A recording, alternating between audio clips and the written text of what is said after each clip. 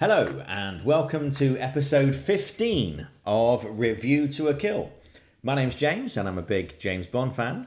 My name's Tom and I love movies and I've criminally overlooked the James Bond franchise. He's new to the whole Watching them all for the first time. He's new to the whole James Bond milieu.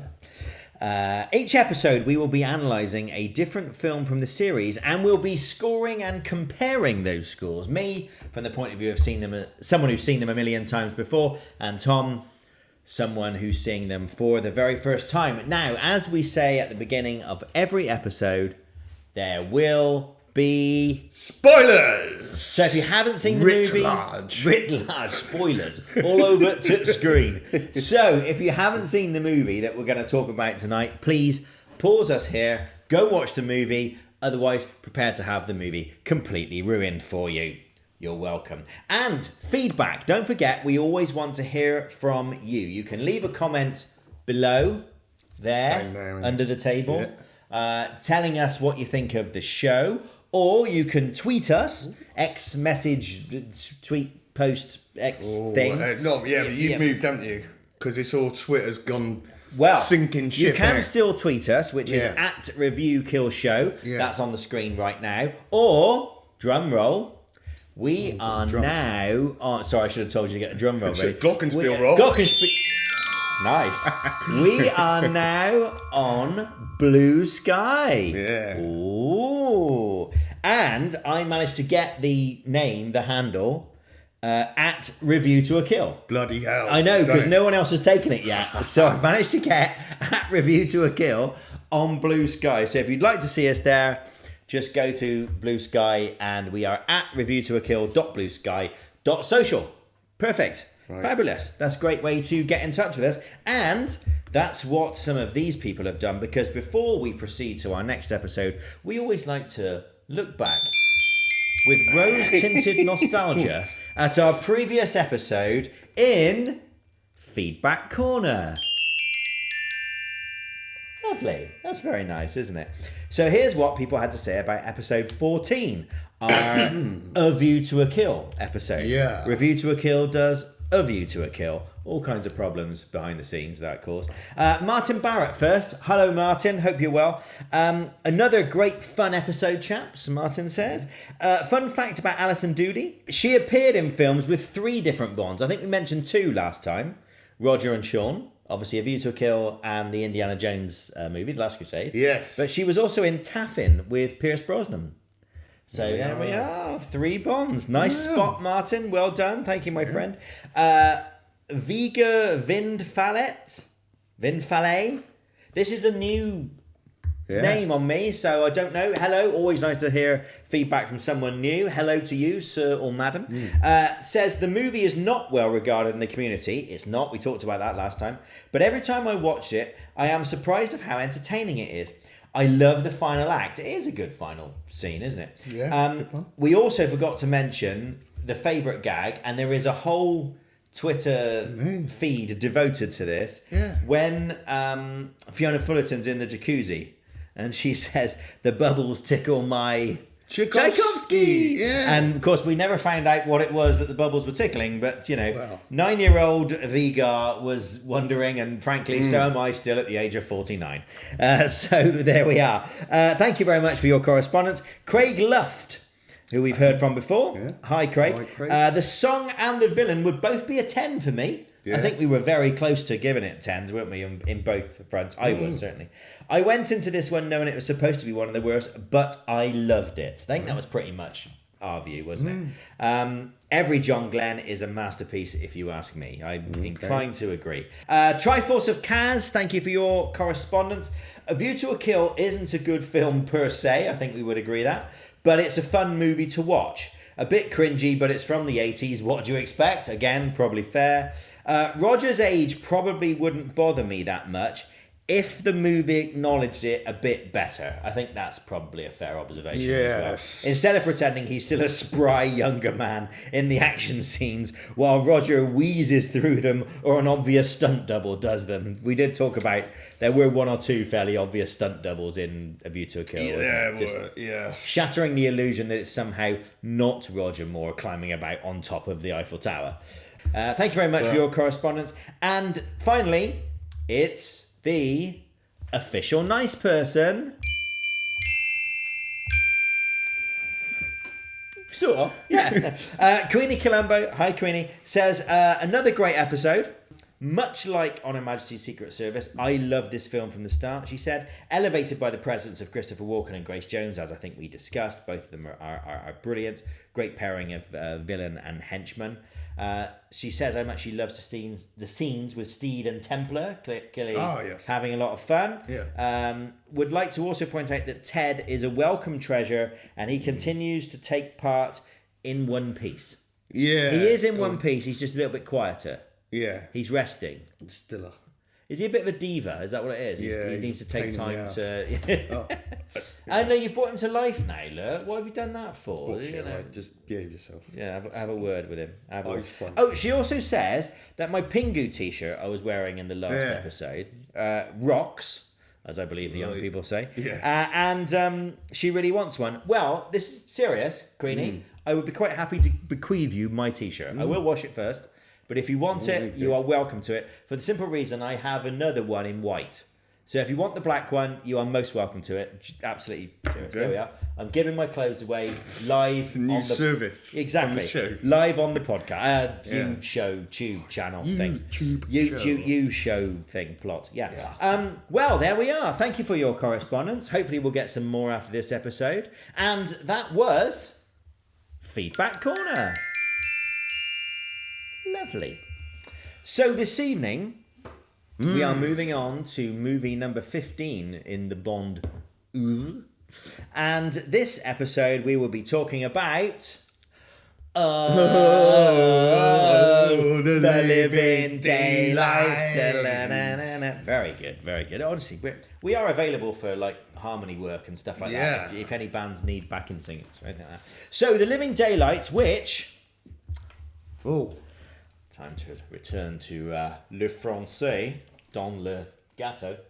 According to Tom's lovely French chart, which always ingests a certain je ne sais quoi into the proceedings. Oui, German. Paris Saint-Germain. Yeah. In French, this was... one second. Tuer... It never flows, this bit, does it? Tuer... n'est pas joué. Yeah. Tuer n'est pas joué. Which, if my French is correct, which is very unusual, that is, killing is not a game. So it wasn't called The Living Daylights. It was called... It's not a game. Killing is not a game. Okay. Yeah. Or, no, killing is not playing. Oh, killing is not playing. Jouer is playing, isn't it? Yeah. Killing is not playing. That wouldn't work in English, would it? No. Imagine if there was a film called Killing is Not Playing. We'd all go, yeah, I ain't going to bother with that. You know. Anyway, there we are. Yeah. Tuer ne pas jouer. Onwards pour le plot summary de la Monsieur Tom Scriven ici. It's Tom's brilliant plot summary. Here we go. Gibraltar! M and 300 agents are in M's office plane, ready to do this flying office, ready to do this training exercise to penetrate this radar without getting caught by the SAS. And they parachute out, knackering M's office up. Yeah, blast. You said penetrate. Oh yeah. And then, but when they get down there, there's a real baddie who kills. I think it's 004. I've put one of the 00s. Yeah, I forget which one. Yeah. And then Bond, who is now Prince Baron off of Flash Gordon, chases after him and gets on this jeep full of explosives, which eventually drives off a cliff and blows up after Bond has parachuted out of there. He lands on a boat carrying a sexy lady who offers him a drink. Roll credits.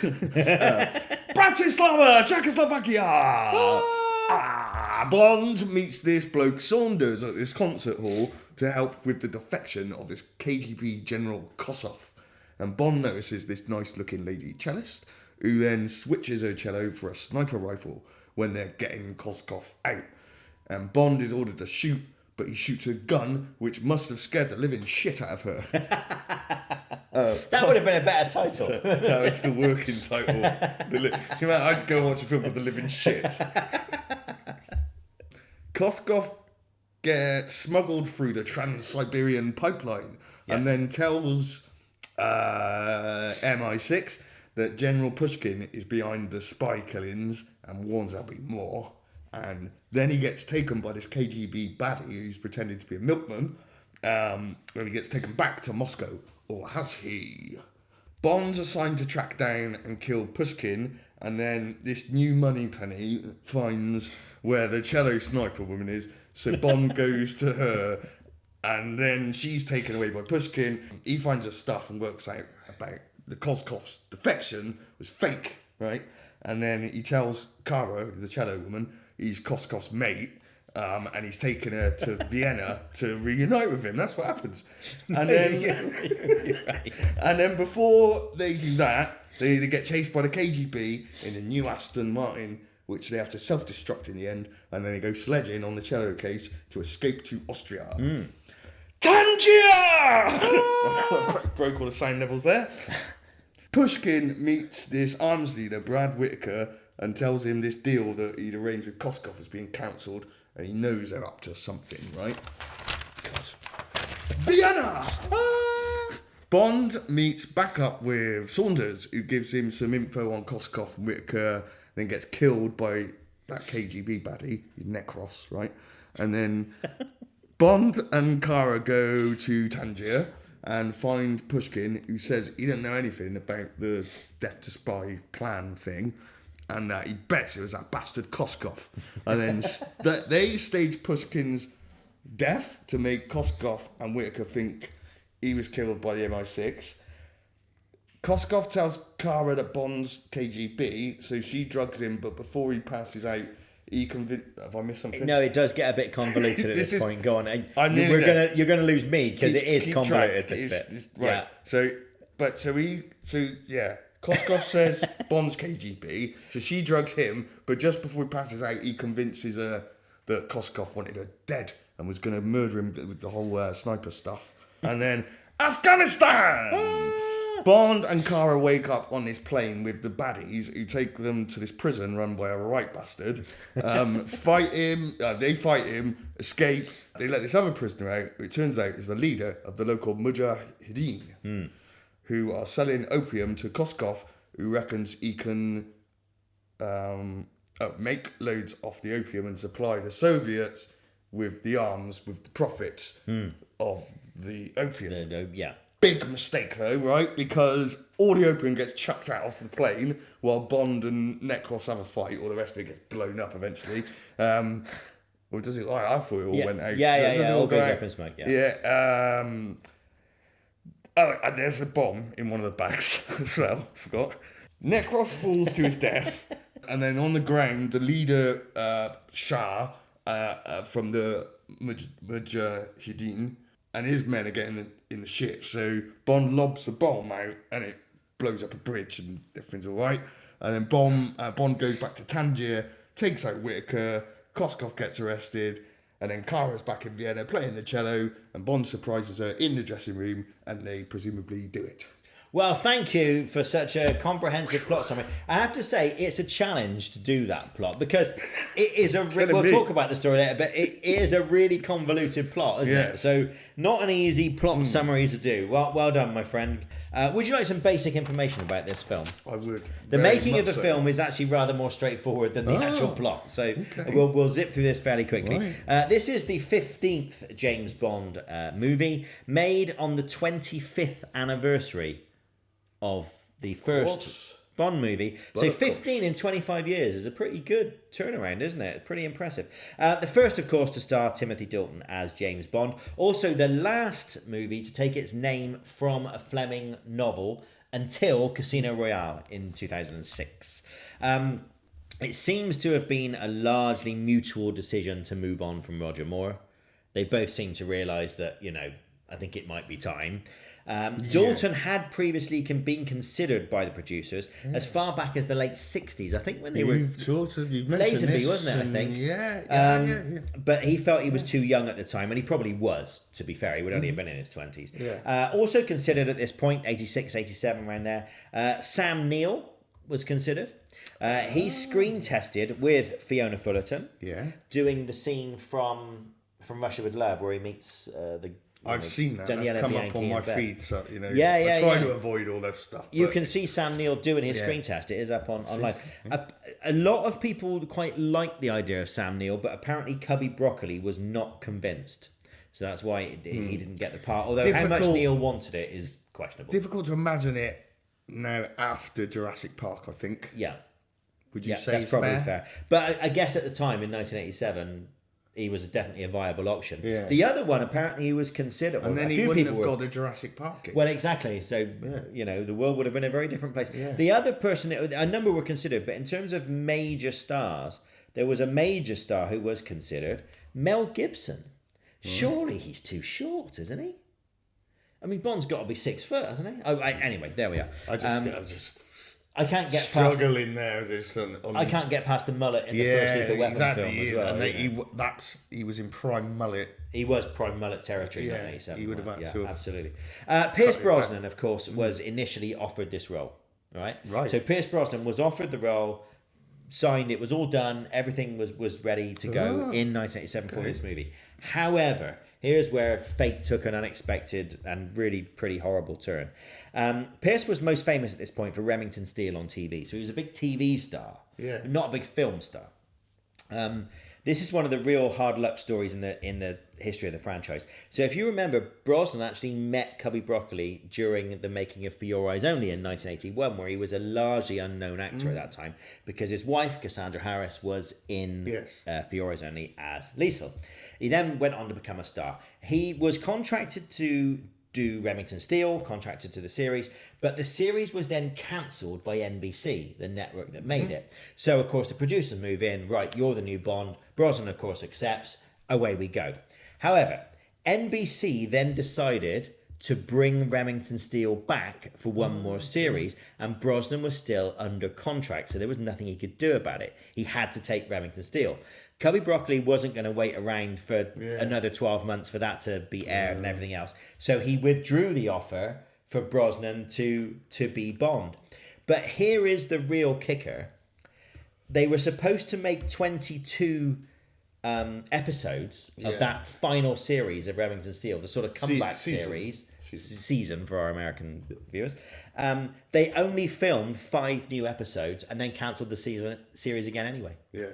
So he missed out on Bond, and he didn't even get to do a lot with Remington Steele. So anyway, thankfully, of course, in a few years' time, the opportunity came again, and this time Pierce did become Bond. But that would have been a really tough thing to live with for a few years, I think.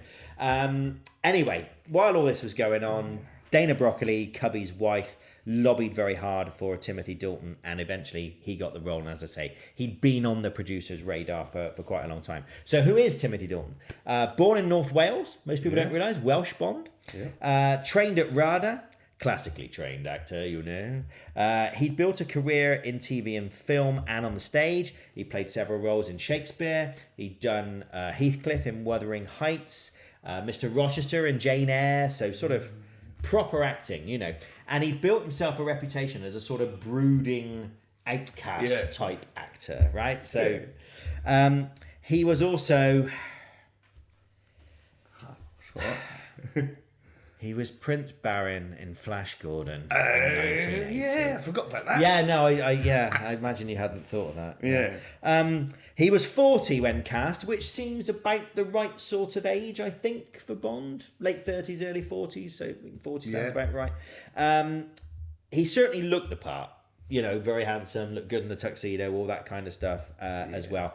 This film marks a huge change in tone for the series. Dalton was very clear that he wanted to take Bond back to the books. He read all the Fleming novels and familiarised himself with all of that. And he played Bond as a man who was very aware, as he is in the books, that he could be killed at any moment. Any of his missions could end up in his death, which is why the fine living and whatever else, because he felt he was on borrowed time, you know. So that Cold War thriller tone of the books came back. And also he went for a slightly more casual look. He felt it wasn't right in the late 80s to have Bond wearing suits everywhere, or dinner jackets everywhere. Hence you see leather jacket and sort of slightly casual look in some of these scenes. The rest of the cast. We have Mariam Darbo as Cara. This was the biggest role of her career. She was married to Hugh Hudson, who directed Chariots of Fire. So she was sort of married to British filmmaking royalty. Joe Don Baker as Whittaker. He was a Texan actor who'd had a long career, often in westerns, playing baddies. He was fresh from his role in the Chevy Chase comedy Fletch at this point. He's really good in Cape Fear a few years later with Robert De Niro. Yes. I think he was nominated for a BAFTA for that. I think. Art Malik as Cameron Shah, British Pakistani actor. He's popped up in all kinds of things over the years. He's a mainstay in British TV and film projects. John Rhys Davis as Pushkin. He's had a very long and distinguished career. He was, of course, Salah in 3 Indiana Jones films. He was also, outstandingly, the original voice of Man Ray in SpongeBob SquarePants, which my kids and me used to absolutely love. So anyway, outstanding work, sir. Jerome Krabbe as Koskov. He's a Dutch actor, not Russian. He appeared in many Dutch and English language films. Also a highly respected painter in Holland. He's done exhibitions of his paintings. And Andreas Wisniewski as Necros. He's a former ballet dancer. Hence perhaps the incredible physique. I think that's where he sort of got that from. He went on to be in Die Hard, of course. And also a couple of Mission Impossible films. These days he doesn't act. He's a Zen Buddhist practitioner. He's sort of given his life to Buddhism. That penance for all those agents he killed. I guess, yeah. Not real, is it? I forgot to. No, sorry. I hate to shatter the illusion. The return in this movie as Robert Brown as M and Desmond Llewellyn as Q. Yeah. We also have a new Moneypenny in this. Caroline Bliss, a new, younger Moneypenny for a new, younger Bond. You don't look like you're too impressed, but we'll talk about that later. This is the final appearance of Geoffrey Keane as Sir Frederick Grey. I'm afraid we won't see him again. And we also won't see Walter Gotell. He was Gogol for the last time in this movie as well. Cameo. Yeah, a little cameo as a sort of retired KGB head at this. So I think that's where they were sort of starting to phase him out. A couple of little smaller parts that were worth noting. Nadim Sawala, Julia's dad, who was in The Spy Who Loved Me as Fakesh 10 years earlier.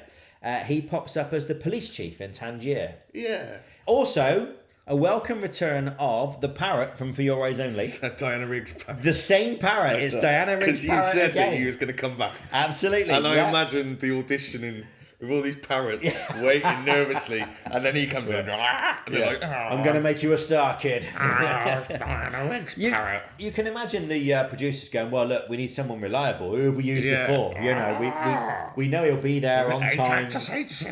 No, not again. Anyway, that is Diana Rigg's parrot once again. So excellent. The script was by Michael G. Wilson and Richard Maybaum. Again, this is John Glenn's 4th consecutive film as director. Remember, he directed every Bond film of the 1980s. He very much approved of Dalton's casting and really liked the shift in tone. Felt that was the right direction to be travelling in. By now, of course, we're into 1987. It's 25 years since the first Bond film. The world has, of course, moved on, certainly moved on from then, and even moved on from the 70s, the period we were talking about with Roger Moore. At this point, there is a very clear shift in this movie where Bond only sleeps with one woman. And that was largely due to the AIDS crisis that was going around at the time. They felt that they couldn't have Bond sort of going around. I think Roger Moore sleeps with like 5 or 6 women in A View to a Kill. And I think the world had moved on and they sort of felt, we can't promote that sort of thing anymore. Also, of course, the Soviet Union was still in Afghanistan. They had gone in 1979. That has a big part to play in this plot, which we will talk about a bit later on. Right, the source novel, this wasn't a novel, it was a short story. It appeared in the Octopussy collection of short stories. And the first act of the movie where Bond is in the shop above the street watching the defector come out. That's what the short story of The Living Daylights is. So they borrow very, very heavily a female assassin and all that kind of stuff. The first act of this movie is almost an exact take of that short story. Disobeying all the orders that he gets and all that kind of thing. The other thing is Schmidt-Spionem has appeared in previous novels as well. This Russian, it was Smersh in the novels, but this Russian campaign, Death to Spies, has appeared in some of the previous novels too. So that's a callback to that as well. Although it was the 80s and they were trying to be a bit more aware of the world around them, it was a pretty controversy-free movie at the time. Yeah. Subsequently, it's sort of become a little retrospectively controversial because Bond, as you mentioned, works with the Mujahideen in Afghanistan. Well, I'm no expert, but as I understand it, offshoots of that became the Taliban and Al-Qaeda. Yeah. Reception. The reception for this was generally pretty positive. Or at least for Dalton. The idea of shifting Bond and having Dalton as the new Bond, I think they all felt Roger Moore couldn't have done another one. He was just too old at this point. Some criticism of the long run time. Yeah. Some criticism of the slightly convoluted plot, which I think we can agree with. I think the change in tone is very much a personal thing. Some people liked it, some people didn't. And it was very abrupt. They didn't sort of lead up to it. It was just all of a sudden, 2 years later, we're doing this completely different movie with a completely new Bond. So maybe it was the sort of abrupt nature. So it was a bit mixed at the time. I think recently the reviews have got better. And I think the Dalton era is probably thought of more fondly now than it was at the time. Yeah. That's probably my take on it. These days, 73% on Rotten Tomatoes for this movie, which is twice as much as A View to a Kill. Right. So retrospectively, the reception is really good, and the box office was still really strong. Budget for this movie was $40 million, so $10 million more than A View to a Kill.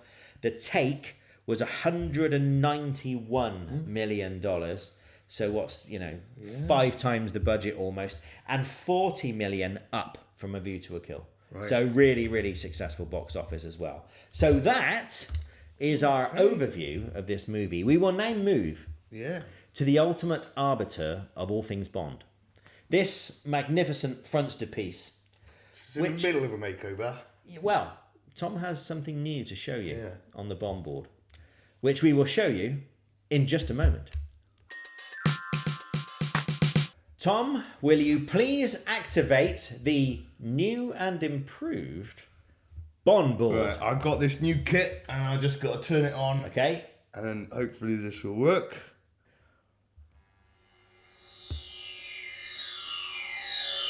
BondBoard activate.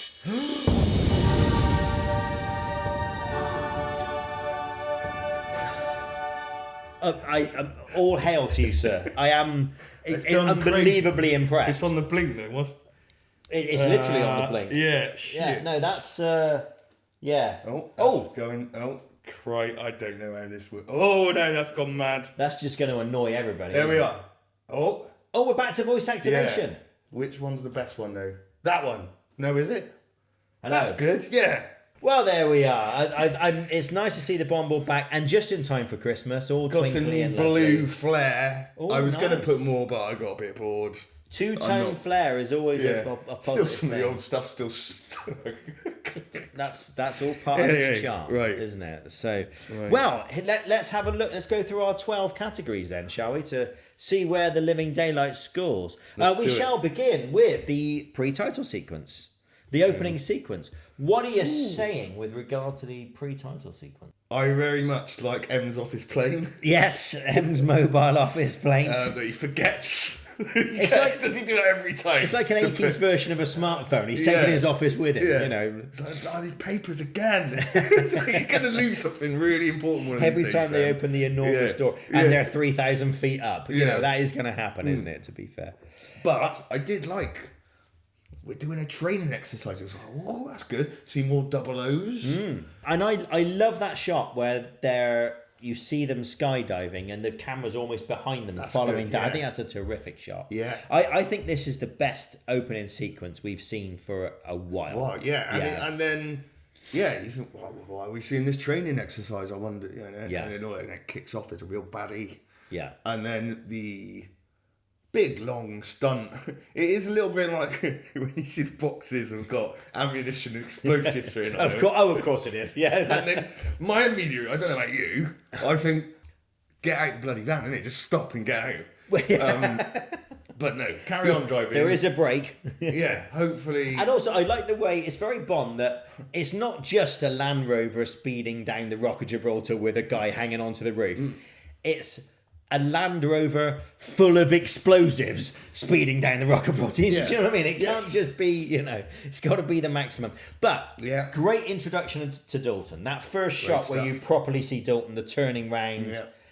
Great introduction. Brilliant. Really, really great way to relaunch the series. I would say just this time, rather than, and I know a lot of people don't mind it or like the bit on Her Majesty's Secret Service with the, there's all those shots of him. Yeah. Where you don't see his face in the car for the first bit, and then he actually talks to the camera. I really don't like that the way that was handled. Dalton's introduction is really good. So to just go, look, this is who he is now. Yeah. And we talked about this in the question and answer episode. Someone asked, what would you like to see in the next movie? And I said, introduce him as an established agent. Yeah. And they do that very well here. Yeah. Yes, it's a new Bond, but we haven't got this whole backstory thing of how did he become Bond and all that kind of stuff.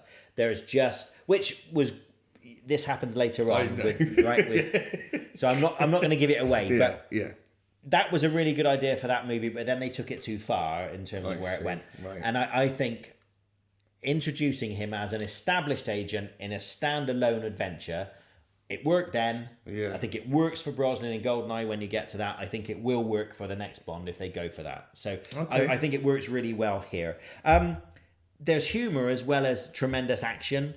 There's a great pace to it all. Yeah. When there's humour in terms of the guy saying, "Hold on, you're dead," which is a great little vignette. Yeah. With Linda, the girl on the boat as well, who, by the way, we'll talk about this later with girls, but you can find online the original pre-dubbed Linda voice, and she sounds a bit like "Hold on, you're dead." Because she's, it's really boring here, Margot. Anyway, I just think it's a fantastic opening sequence. I've said 9 out of 10. Crikey. High score, yeah. Well, I think it's the best opening sequence we've seen in 10 years of movies. The best since The Spy Who Loved Me. I've only gone 7, but But I think it's better even than falling out of the plane in Moonraker. Whoa, I think it's an outstanding opening sequence. Yeah. I liked it. I went 7, but a 9 and a 7. Right. Theme song is next. Yeah.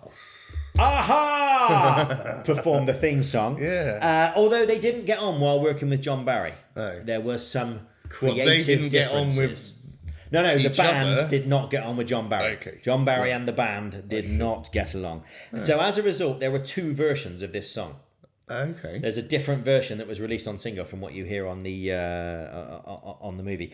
And also, there is, for the first time really, yes, there's the theme song, but there were 2 new songs made by the Pretenders. Yeah. Always good to hear Chrissie Hynde.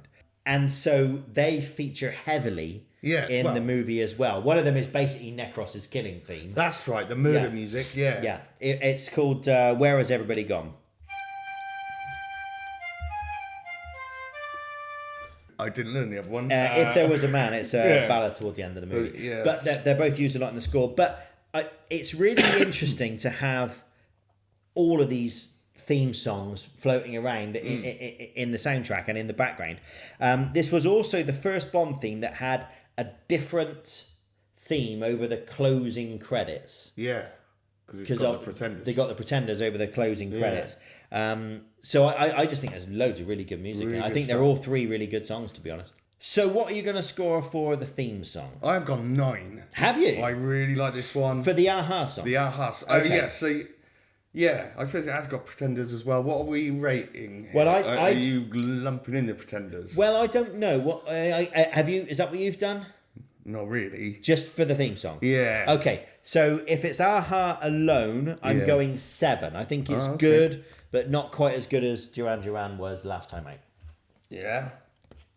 Well, A considerable improvement on all-time high, which remains my lowest score so far. Right, the score. Let's score the score. Yeah, well, a lot of it expands on that theme song, and like you were saying, with the scores kind of made up of those three songs. All three themes. Really. Yeah. They call it a leitmotif, don't they? Okay. When you call back to it. I think Okay. Guess so. Anyway. John Barry's 11th and final James Bond score, this one. He also, by the way, makes a cameo appearance as the conductor at the end for Cara's big conference. That is John Barry, yes. Yes. So, yeah, you're right. The score is almost entirely composed of callbacks to those three songs. I think it works really well. When we talked about this with A View to a Kill, didn't we? I think it works really well. And the action stuff. Yep. There's a lot of drum machine stuff and the orchestra. Come on, Richard Clayderman, give us a tune.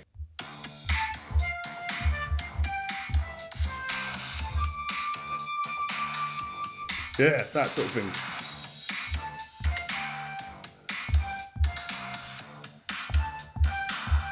Oh, that's the song. You've replicated the beats well there. That sort of thing. Yeah. And I can keep the beat going for the other tune, the Pretenders one. Go on. The murder music. Necros's theme.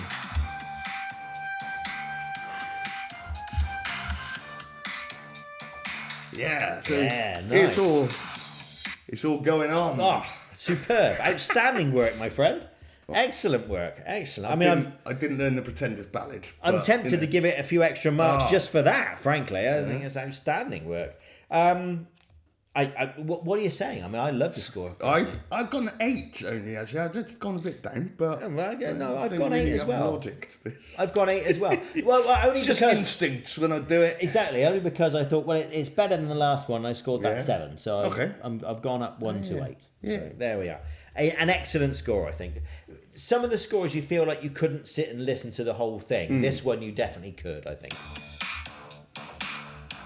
I'd be happy just listening to this all night. Yeah. Let's just stop it there. Just 20 minutes of that. Right, stunts is the next category.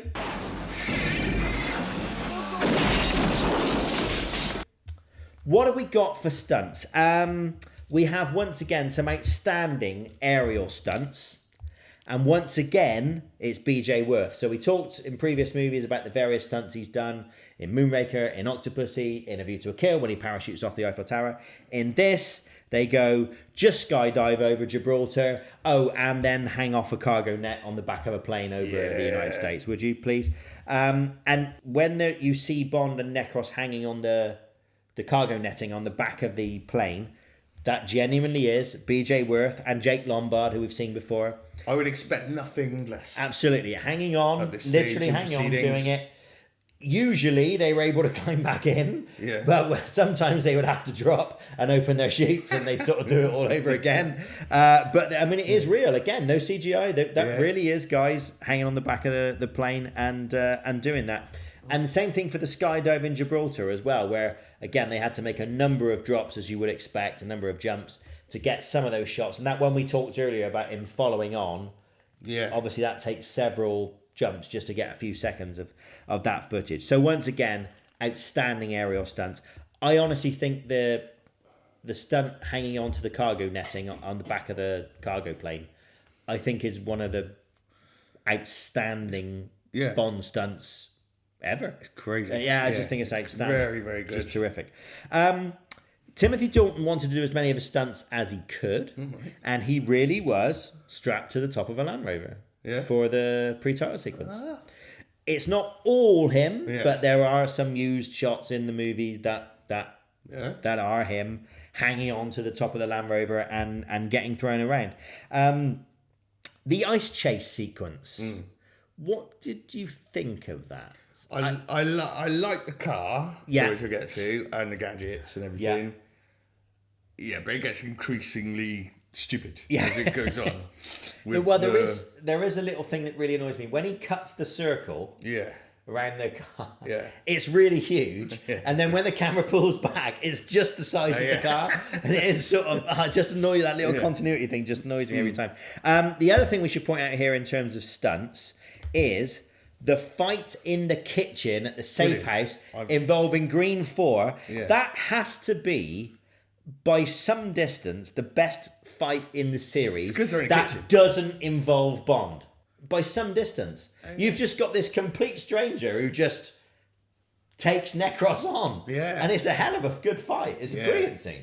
You can't go wrong in the kitchen. You've got boiling pots and everything. Electric carving knives. He chucks his soul sugar or something in the eye. You used to have some of that. Find electric knife, like you say. Yeah, and the good bottom style frying pan to just finish the proceedings. Which, yes, I enjoy. Or Reeves and Mortimer, shooting stars. Yeah. So, I really think there are some excellent stunts in this movie. Have I missed any? They're just there's part of the chase, the drive from Woodshed. Oh, yeah.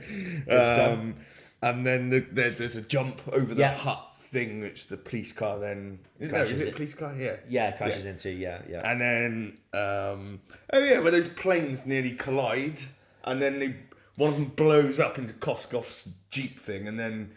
Even though there's a massive explosion, he's just got like a few burns on the side. Yeah, I was going to talk about this later. But those planes, when they're going to go... I was going to talk about that explosion later, but we'll do it now since you bring it up. Yeah. That explosion that Koskov survives, it's too big. It's not surviving that. Yeah. It's like that bit in The Naked Gun where the guy's on the rocket still holding on to the steering wheel in going into the firework factory. Yeah. It's too big an explosion for him to survive. And like you say, it's not... credible to have him anyway. I suppose too big an explosion is not the worst thing in the world, but it is a bit silly that way. There's a good TV aerial vault and flick. Yes, that's always good. The old vault and flick. Yeah. There's the Jeep into the plane and the Jeep out of the plane. Parachute on the way out.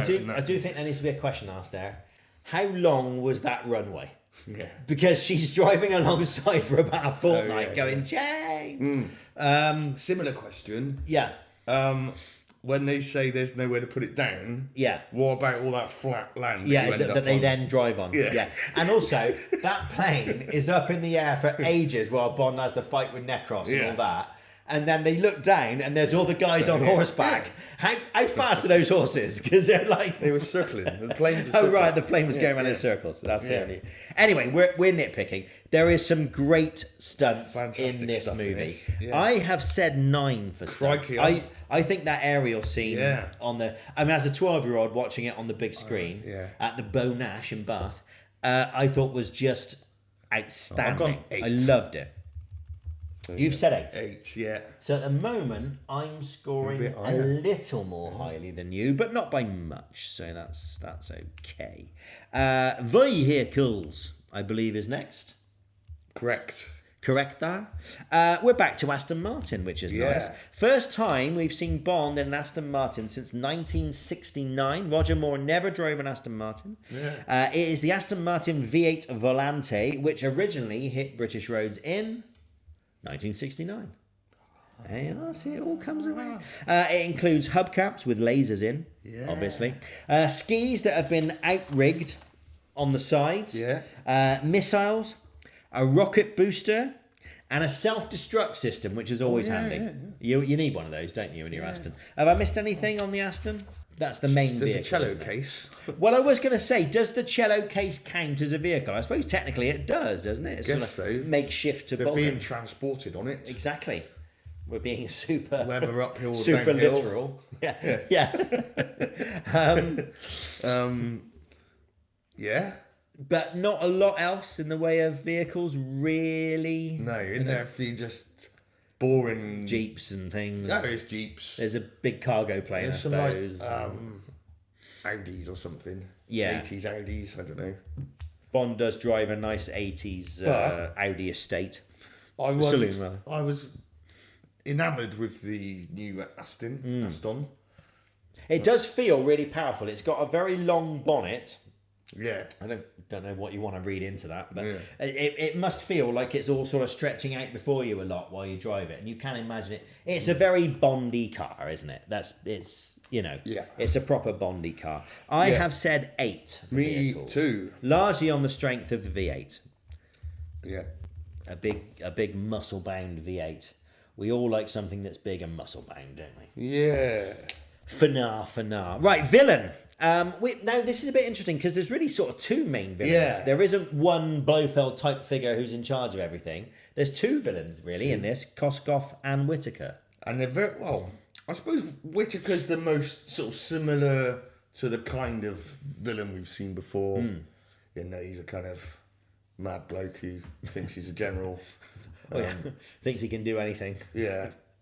I do like the way Dalton goes, Koskov and Whitaker. Yeah. In the bar in Vienna. Yeah, I mean, Whitaker is an interesting character, a bit one-dimensional, possibly. I mean, he doesn't get an awful lot of screen time either, because obviously he has to share it with Koskov. I don't think he would be able to carry the movie alone if he were the main baddie. I don't think that would work. Koskov, I think, is a bit more interesting. Yeah. He's quite sort of charming, but he's still very ruthless. He's prepared to screw anyone over. Yeah. And also something a bit different about him, you don't actually see him get killed. There's an assumption that he is killed because Pushkin talks about putting him in a body bag. Oh, yeah. But you don't actually see it. Yeah. So I suppose that's slightly open to interpretation. They both work a bit, but neither are completely satisfying as villains for me. I think that's you share my view there. For someone watching it for the first time, did you think it needed a sort of figurehead I as suppose the baddie? no, I suppose it was just the fun part, or the interesting bit was the fake defection and all that stuff. Yeah. Finding out that he's a bastard. Defecting bastard. Yeah. Okay, I've said 6 for the villains. So have I. Oh, yeah, I see. God. It's almost as if we like each other, isn't it? Almost. Right. Henchmen.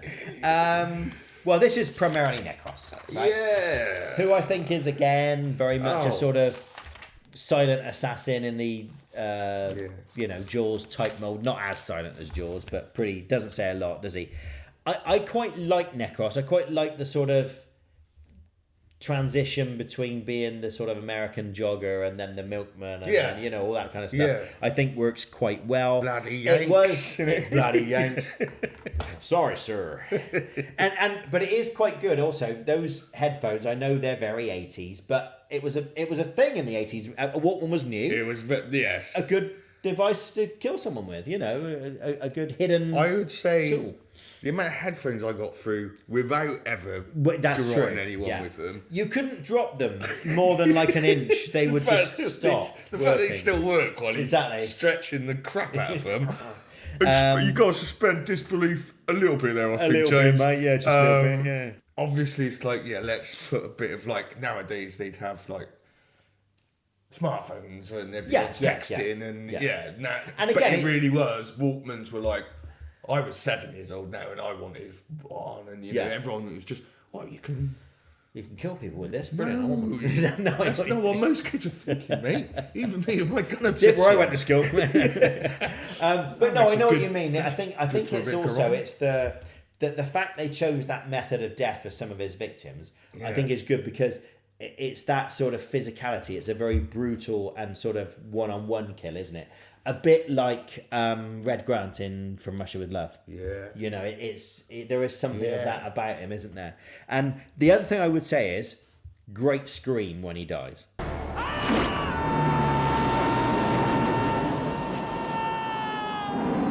I sort of think I found a way out of how he could have got a way out of there.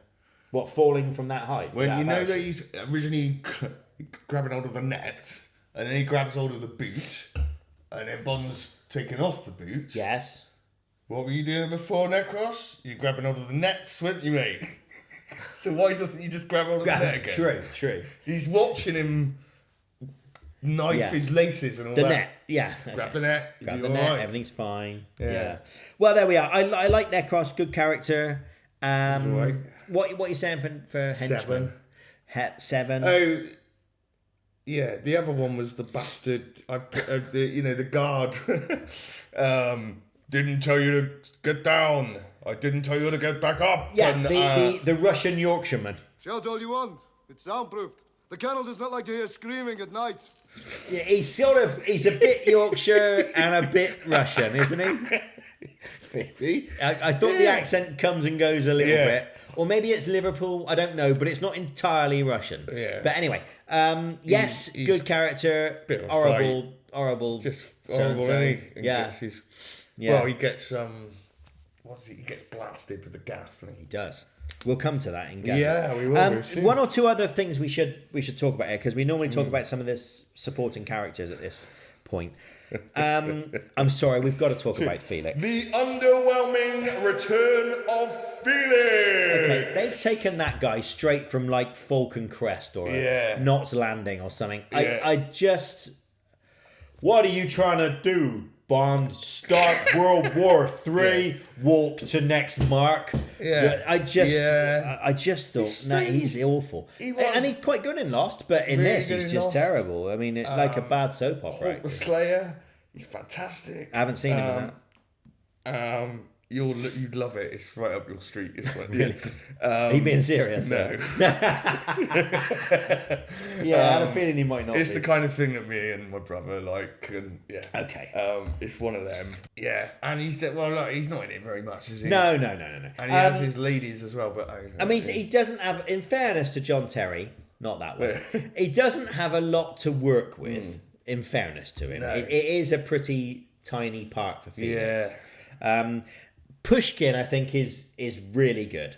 I think John Rhys Davies does a terrific job with Pushkin and fills that gap nicely between, I suppose, a bit what Gogol used to do, but expanded. He's on the other side, but you can work with the guy, you can do business with him. Cameron Shah, I think, is quite a good character too. I do like the way Art Malik sort of really chewing the scenery at the start with the over-the-top accent. And then he suddenly goes, hangover from my days at Oxford. And starts doing all that stuff. He's clearly having a lot of fun.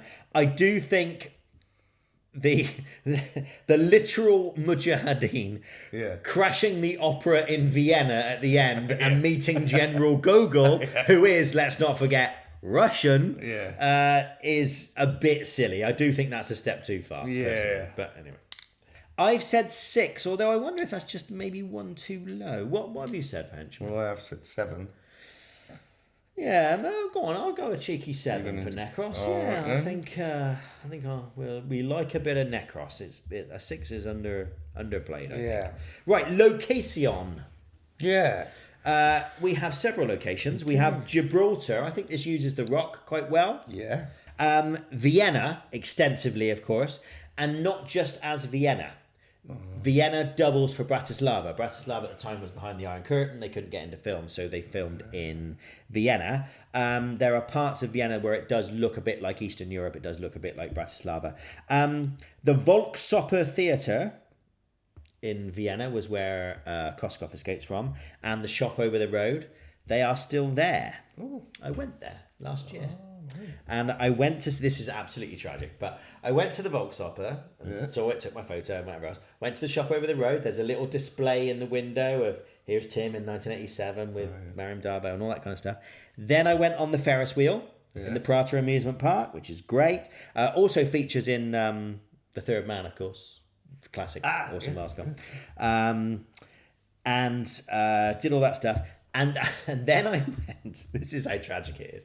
Then I got on a tram, went to the end of the line, specifically to find that little bit of about 5 seconds of footage where Bond gets off the tram at the end of the line, in the bit that's supposed to be sort of Eastern Europe, Bratislava, and then carries the cello case into the toilets. Yes. That is all still there. So you can actually, I literally went to find this abandoned public toilet. That's what I did with my time in Vienna, because there's 2 seconds of shot from The Living Daylights. I think my obsession's going a bit over the top. Anyway, so that was Vienna. Stonor Park in Oxfordshire was used for the Safe House. Again, very beautiful. It's very good. think they used the grounds quite well with the helicopter landing and all that kind of stuff. Tangier, I think, looks very nice. Those shots around the bay in Tangier, I think, looks really good. I mentioned that they cut a scene with the police chief chasing him. What they were going to do was have... it was felt that it was too light-hearted and too Roger Moore-like for the new Timothy Dalton, so they cut it. But there is a scene, and you can find it online, where during the escape, Bond actually grabs a flying carpet, a rug, sits on some telephone lines, and sits on the carpet and go and the rug like it's a flying carpet. Yeah. So they cut that out, which I think is probably the right decision given the look they were going for. Morocco doubled for Afghanistan as well, because obviously clearly they couldn't film in Afghanistan at the time. So Morocco doubled for that, and also the plane scenes were done over the Mojave Desert again for Afghanistan. So they went back to the United States. That's where BJ Worth and Jake Lombard were based. I've said 7 for locations. I have as well. There we are. Yeah. Flip. We're matching reasonably nearly every time. Yeah, we're matching fairly well, aren't we, on this one? Yeah. That's not intended. We haven't planned this. I hasten to add. Right, let's talk about the story, the plot. We've obviously had your amazing plot summary, which can't be improved upon. Yeah. But let's have a go. Let's be honest. This is a bit too long and a bit too convoluted. I think we have diamonds, drugs, weapons, international arms dealers, lasers. They sort of throw everything at it and go, let's have the Mujahideen, let's have Russians, let's have. They sort of. It's like they've thrown enough at the wall and seen what's going to stick. I guess so. Or am I being a bit harsh? Well, maybe it's more like the last 20 minutes or so, don't they? They just go, oh, and there's this, and there's this, and he's doing diamonds, and he's doing I think it tapers off a little bit when we get to Afghanistan. Yeah, I felt I suppose just in the very beginning. I suppose it did feel more like Connery. I like the Cold War stuff in Europe. I thought it was terrific. From Rush when he does that with his jacket. And loved all that. Yeah, this is going and then just all the scenes with Cara and Bond I thought were really good. I'm all in favour of those two. And so I was very just enjoying the ride, I suppose. There is a bit of a gear change, I think, when we get to Afghanistan, because that's when it becomes quite. Third act problems. Yeah, it's bigger, isn't it? And then suddenly we're diamonds and we're all these other things as well going on. But look, I'm nitpicking. Yeah. There are some excellent individual scenes in this. Yeah. There's lots of action all the way through, which ultimately is what you're after. You don't want that slow pacing. I think it moves at quite a good pace. It is just one of those. I can imagine my wife going, sorry, why are we in Afghanistan? What was it? Yeah. Diamonds, drugs, what? Do you know what I mean? That's the only thing I would say. I thought he was turned into a goodie, but now he's a baddie. And he of course... Sorry, that wasn't an impression of your wife. No. She doesn't sound like that. James. Sake, what's going on with this movie, James? She doesn't sound like Mick Jagger either. The other thing is, of course, it's... Koskov gives a lot of his allies a full story of what he's actually doing as well. So that adds another layer of complexity for the watcher, doesn't it? I mean, it's not the end of the world. It's fun. It's fine. You can get through it. It's just there is that little bit in your mind of like, oh, where are we now and why? But there we are. I've said 7 for the story. Okay. I've just gone a bit higher. I've gone 8. Okay. I'm glad you liked the story. Yeah. Am I right in thinking... It's the last 3 categories. We have only 3 categories left. Well, if that's the case, you know what time it is. Gadgets, gags, and girls. Gadgets, gags, and girls. Shall we do gadgets first? Shitloads I got. Go. Well, go. You do the gadgets. Go ahead. Well, I've counted the bloody big sniper rifle. Bloody big sniper rifle. I've said in the past that gadgets and guns are 2 separate things. No, you're right. But come on, we've got to mention the bloody big sniper rifle. Bloody big sniper rifle. The show. That is bloody big. Ankara's bloody big sniper rifle. Not as bloody big as bloody Bond's. Not as bloody big as bloody Bond's bloody sniper rifle. So that's bloody big. Which bloody he drops good. in the bloody river. Some of these gadgets, I nearly forgot that they were gadgets. Stuff Right. like night vision goggles. Yes. Like, oh yeah, that would have been like in '87. People going, Quite a thing. wow. Yeah, yeah, Might have yeah. been the first time you see the green. Yeah. Because I don't really, I thought like they use it again. I'm talking about Jurassic Park all the time with Sam Neill, but I remember it used a good effect in that, Yes. and that is new then. A but- Schwarzenegger film around that time. I don't remember which Possibly a one. bit like Maybe Predator, Predator, perhaps. maybe, I can't remember. But yes, it's a Yeah. new thing, and it's quite a Yes. bit different. Yes, yeah. Okay, happy with that. How do they the transport human pipe transport? Love it. Love it. There are some good right angle bends that I don't quite understand about the physics of. Q will have sussed it out. Okay, don't worry Okay. about that. Garroting Walkman, Yes. previously mentioned, like that. Oh, milk bottle grenades. Exploding milk bottles, I think, is great because he Yeah. can literally just walk in Fantastic. with the weapon on full display, and no Genius. one's saying, "Oh, genius!" Brilliant. Love it. Yeah. There's the whistle keyring, and it's got either Disorio gas or it blows up. Or yeah, I've called it the keyring exploder stun gas whistle thing, which I'm Disorio gas. sure is not quite what. But again, think of it in its time. Those key detector They finder were things. very- Everybody had one. My everyone- nan that's had what I one. think, Everybody yes. had one. They It were was all over the very place. of its time. So it is good that the writers went, actually, let's pack that full of explosives. people and- like yeah, them. Yeah, Let's put them in our film. let's make more of them. Ghetto blasters, crappiest bit in it. Yeah, but I do like the way Q says it. It's Yeah, clearly I not like- something that he would say, is it? Yeah, they call it a ghetto blaster. It's just a rocket, isn't it? It's a rocket launcher. That they have to fire that into a plays dummy. Two blokes have to run out of the In way. the office, yeah, exactly. Yes. I'd love to work there. Similarly to the like night vision and stuff, the car stereo, they do a big close up when he's just pressing the button to change stations. You know why? It was digital. Digital That's- car and- stereos were a new it thing. does. It takes me a few seconds to go. Oh yeah, right. They're Yeah. like, shut. Look at this. You're Yeah. like, whoa. When you press it, it goes beep. Crikey. Yeah. Digital display. And I think you might find we're in the era where everything had turbo written on it. Yeah. I think you may find even the stereo or something in the car in Yeah. it has turbo written on it. think everything had turbo. T-shirts and watches and bloody everything hell. had turbo written You're on absolutely bloody right, because I think turbo bass was a thing in one of Yes, my I think it stereos may have been. Yeah, that I yeah. had when Yeah, I was maybe it was that. in growing up. Yeah, turbo bass. It's like it's basic Turbo out, glass. The bass comes out faster. God, there's still loads here. Oh, Q's sofa that folds in and Yeah. envelops the person. Nice play on the exploding sofa in Yeah. Live and Let Die. Yeah. Yes. Oh, you said the laser car knackerer. Yes, very good.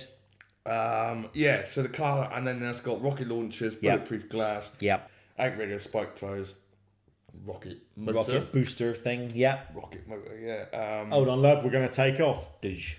Oh, the thing that Necros uses, I'm going to call that a remote control pneumatic door accelerator. Nice. Very nice. Is that what he does? Just Little- makes the glass door go really fast. Little exploding door Yeah. crusher thing. Yeah. Yeah, very Oh, good. Bond wears some binocular specs. He does. They haven't Like- really caught on, have they? They're not no. I think it's hard to see circumstances in which he would blend in. Yeah. At the opera, possibly. but Yeah, I other than suppose. that, They kind of look a bit like swimming goggles. They and- do. So Yeah. Not great then. Whitaker's big gun thing with the plastic. The plastic. The latest body armor. Yeah, that was interesting. And the puppet controlled cannon. Very quick in the very, yeah, the God, I Whitaker forgot scene. about that. Yeah. Yeah, nice. So- And it is a proper cannon with a little, Yeah. fuse and everything. I'm quite Yeah. impressed with that. That's all. So quite gadget heavy then, this movie. Yeah. So, okay, what have we said for gadgets? 8. 8? Big Yeah. 8. I've gone 7 for gadgets. I like the gadgets. 8 plus 7 is 15, children. Gags is next. Again. I've got a few. It's Right. a definite step down in volume of gags reckon? from A View to a Kill, but there is still some gag fun to be I had. suppose it is, but I just wrote down loads. So what have you got? Well, do you want to go through yours? Well, I've only got a few. I've got Right. Hold On You're Dead, which I love. Yeah. That's Paul Weston, by the way, who was the stunt coordinator for this movie. They gave him that nice. as a little Cool. cameo. Apparently, people sort of take the mickey out of him at fan conventions and stuff. Hold On You're Dead. But he's very good at sort of meeting the fans and stuff like that. okay. So, top man. I do like the way Saunders can't turn on the night vision goggles. Yeah. And he's there doing it, and Bond just leans over and presses the switch. Quite like that. I like it when Bond says, "Good thing I insisted you brought that cello," having done nothing but moan about the cello. That's quite a good line. Yeah. Quite like that. I think we need to give some real credit here to Bond completely shithousing Koskov when he puts him in the pipe. I just love that. I love the way he goes, "You're first," and just slams the thing. So how many times have you done this before? You're the first. Slam. I just love that. Yeah. And I think Dalton plays it really well.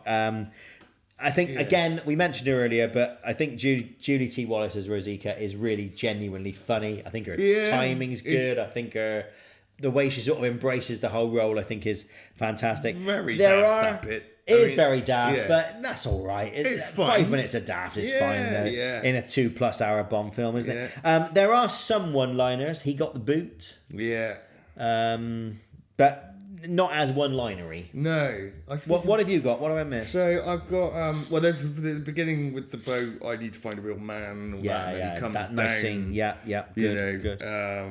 I noticed there's a lot of men, you mentioned the toilets, a lot of men having a piss in this movie. Yes, Not there gag, is a lot of toilet action. Yeah. Yeah. It's like, If that's your thing. I don't know if it was one of the right. Well, there's only one writer, but maybe they had to cut it. They had script editor. 'Cause it's like, I see you've He's in another scene in the toilet. Another toilet. Yeah, another bathroom. Yeah, and more men come in, have a piss. What's this? But anyway, lots of pissing. What kind of girl do you think I am? We mentioned that. Great line. Oh, not a gag at all, but well, I don't know if I should be laughing at this, but Q's flipping eyebrows. I hope he's not driving, because. And I say this as a man who's getting older and concerned about. I find one now and again and go, "Whoa, that's a mother." Yeah. He's got like a curtain in front of his eye. He's gone a bit Dennis Healy. That won't mean a lot to our American viewers, but Google Dennis Healy and you'll see what I mean. So poor old Q. Oh, little one, like he says to Q, "Mind your head," and then he immediately smacks his head on the car. Why didn't you learn the violin when he's got a love of cello? And then obviously he says, "Glad I insisted you bought that cello." Yeah. What happened? The salt corrosion. After and talks about it's amazing what you can pick up on these modern radios or something. Which again, I think that's only going to last for so long, isn't it? That ruse, that cover. I put it as gag when he said, "We've nothing to declare," and she goes, "Except the cello." Yes, I'd forgotten about that. Yeah, like that. And this, I just thought when Kara's practicing later on in the movie.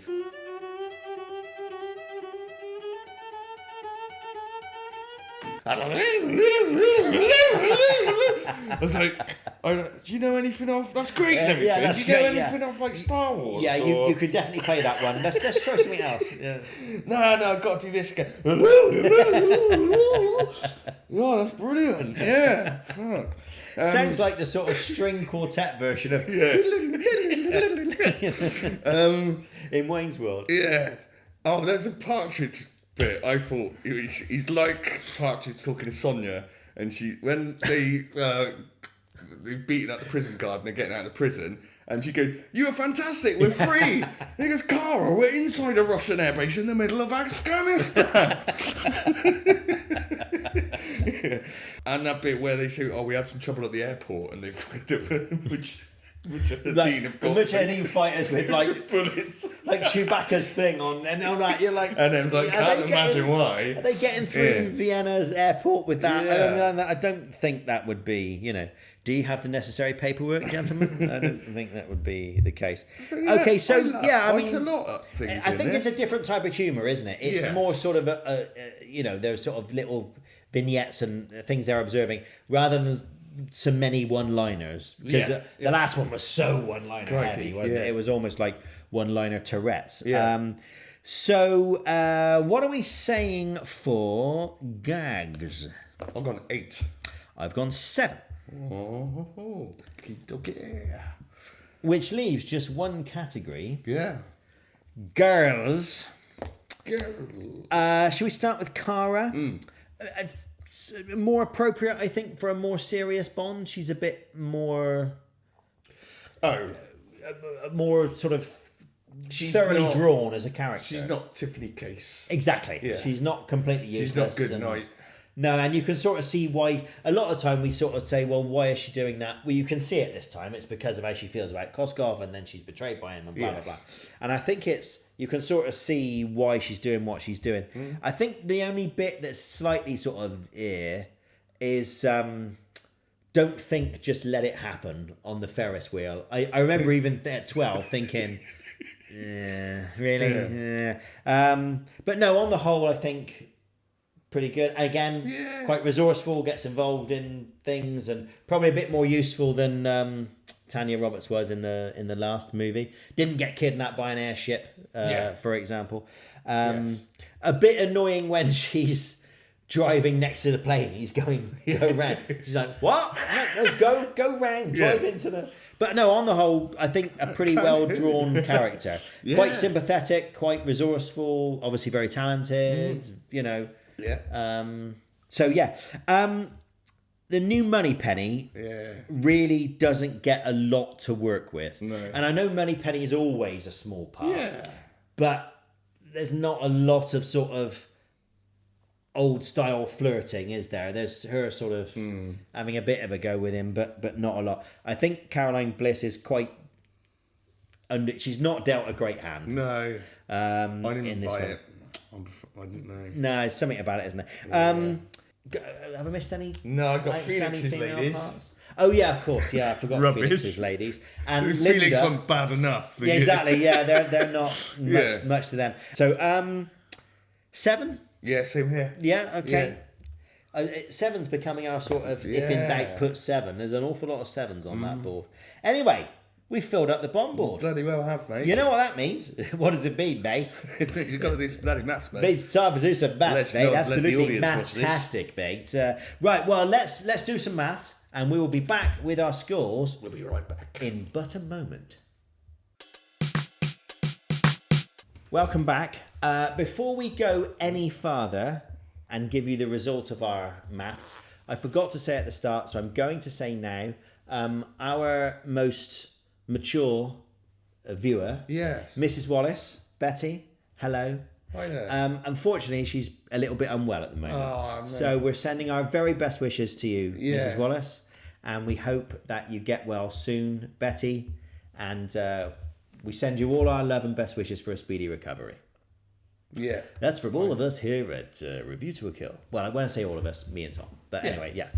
Get well soon, Betty, and hopefully we will hear from you again very soon. Yeah. Right, we've done some maths. So, I've inputted your data. Ooh. And I have given the Living Daylights a total of...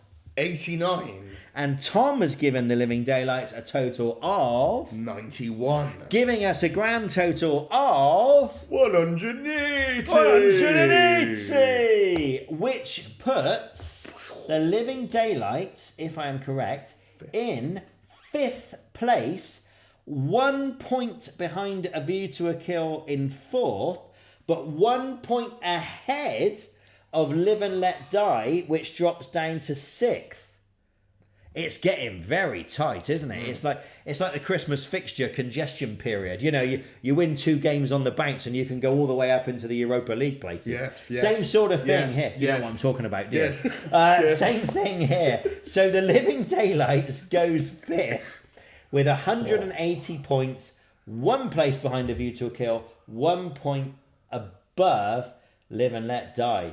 Wow. So 5th out of 15. That's pretty good for the Living Daylights, isn't it? This, I think, is part of that retrospective rescoring of some of these movies.